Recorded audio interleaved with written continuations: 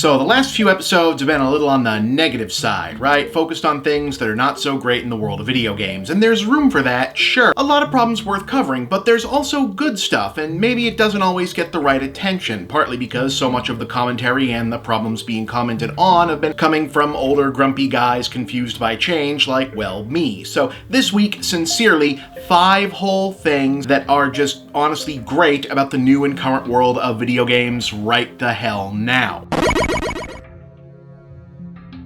Alright, so there's sort of a meme that I'm in a small part probably responsible for helping spread that gaming used to feel a lot more diverse than it does now because of how weird and random and sure, throw that against the wall and see if it sticks, premises and characters were in the arcade and early console era, and the fact is that feeling really is different than the reality. It's true that the mainstream face of big public, well-known AAA gaming has gotten streamlined and homogenized a lot as the hobby has become more expensive and established. When the big guns roll out E3 presentations, there's kind of a similar vibe that runs through things. You don't see so much of, here's an army game and a block puzzle and a platformer from Japan about a snail and a baseball game and a fishing sim like you used to back in the 80s and 90s when they were just throwing whatever they had out there. But the fact is, just because the discussion space of mainstream games culture isn't as idiosyncratic as it was before, isn't indicative of the entire scene. There's a lot of interesting, unusual stuff that simply doesn't get the same kind of coverage because game media has actual metrics now, for good or ill. The fact is, there's probably never been a point in time when there's been this many new games or ways to affordably access an increasing number of vintage games in this wide of a variety. You just have to, dig for it. And you can! Look, while I have a lot of issues with the move away from physical media in general, the rise of digital distribution does mean that there's never been more variety or ease of access, whether you're talking semi-obscure limited release titles, the unprecedented bonanza of independent games, and the stunning stuff that's beginning to happen in terms of retro and classic curation. I mean, did you get a load of that SNK 40th anniversary set where you can, start playing from any point in a pre-recorded playthrough? It's the balls incredible collection. All 3 major consoles have some level of an online store. Almost every ubiquitous handheld device, and increasingly most other devices that can play any kind of media, have some sort of game availability in it and also have some sort of store or application center of some kind for that, and it's been nearly the norm for a whole generation of technology. Now, there's absolutely a corresponding argument to be had about how this is affected by a class divide in many regions around disparity of internet speed availability, and that's probably going to get worse thanks to the loss of net neutrality, but at least in foundational theory, the availability of games themselves is a fact.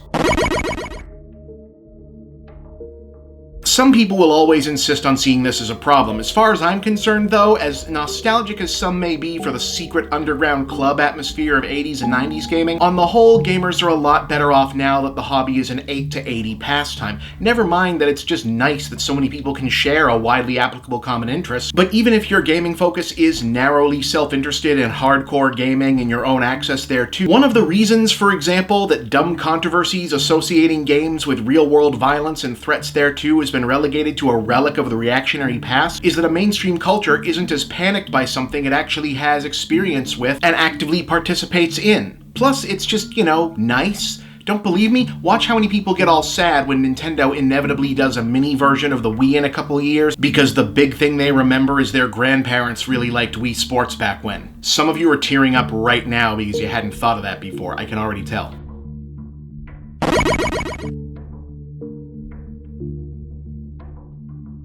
Man, when I was coming up, video games seemed like even more magic than movies or TV in terms of how these things even get made to happen. And even once you had kind of an idea of how programming and graphics worked out, it seemed damn near impossible that you'd even be actually making one unless you went to school for it, and back then there really weren't any of those around that anyone had heard of, because the resources weren't exactly out there, and those that were very basic or very arcane. But today, not only do many of the biggest games come with some sort of mess around in the sandbox and make something mechanic as an expected feature, there's just so many products and websites and programs and books and just, toys for very young kids dedicated to introducing the basics of actual game design. And that's nothing to say of whole games built around it, like the Little Big Planet franchise or Super Mario Maker. And when you combine how much more open and available the tools of game creation are becoming, with how much more varied and diverse the makeup and perspective of gamers themselves are becoming, with the increased breadth of access in general, put all that together and not only does the present look better than it generally gets credit for, the future, for this narrow thing at least, actually looks pretty decent.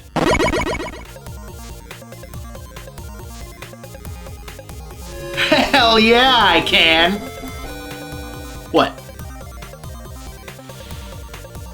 It's my show. One of them can be just for me. I think it's a good look.